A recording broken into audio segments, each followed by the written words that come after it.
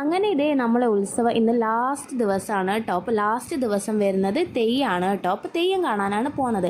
അപ്പോൾ ഇത് നേരെ അമ്പലപ്പറമ്പിലൂടെ പോയിട്ട് നമ്മൾ നേരെ പോകുന്നത് ഫുഡ് കഴിക്കാനാണ്.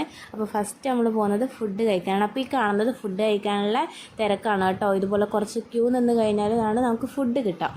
അങ്ങനെ ചോറ് തിന്നുമ്പോൾ കുറച്ച് കഥയൊക്കെ പറഞ്ഞ് പെട്ടെന്ന് നമ്മൾ പോയത് അമ്പലത്തിലേക്കാണ് കേട്ടോ. അമ്പലത്തിൽ പോയി നന്നായിട്ട് അങ്ങ് പ്രാർത്ഥിച്ച് അതിനുശേഷം നമ്മൾ പോയത് തെയ്യമുള്ള അമ്പലത്തിലേക്കാണ്. അവിടെയാണ് കേട്ടോ ഒരുപാട് ആൾക്കാരുള്ളത്.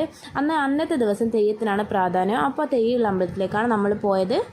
അങ്ങനെ ഇതേ കുറച്ച് അധികം നേരം തന്നെ തെയ്യം കണ്ടു നിന്നു കേട്ടോ.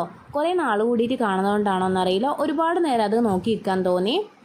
പിന്നെ ഇത് നമ്മൾ അമ്പലം ചുറ്റി പ്രാർത്ഥിക്കുകയാണ് കേട്ടോ. അങ്ങനെ കുറച്ച് വിളക്കൊക്കെ ഇങ്ങനെ കുറച്ച് പ്രകാശം കുറഞ്ഞിട്ടുണ്ടായിരുന്നു, അതിലൊക്കെ നല്ല രീതിയിൽ പ്രകാശം പരത്തി കൊടുത്തിട്ടുണ്ട്. പിന്നെ ഇത് ഐസ്ക്രീമും വാങ്ങി നേരെ പോയത് കസിൻസിൻ്റെ അടുത്തേക്കാണ് കേട്ടോ. അവർ വാങ്ങിയതും നമ്മൾ വാങ്ങിയതുമായിട്ടുള്ള ഐറ്റംസ് ഒക്കെ ഷെയർ ചെയ്ത് കഴിച്ചു. അപ്പോൾ ഇന്നത്തെ വിശേഷം ഇത്രയേ ഉള്ളൂ. ബൈ.